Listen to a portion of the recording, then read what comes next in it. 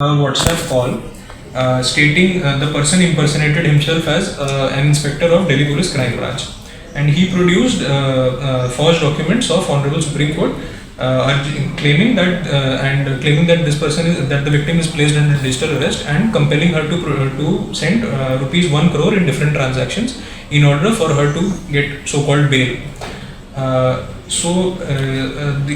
The amount given, that is 1 crore rupees, was transferred to 3 different accounts, that is the layer 1 account.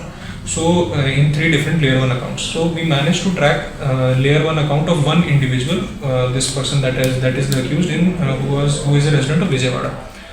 He got 40 lakh rupees from the victim that was transferred through banking means. In this case, we are investigating other leads as well of layer 1, layer 2 transactions as well as the original caller, and that process of investigation is underway.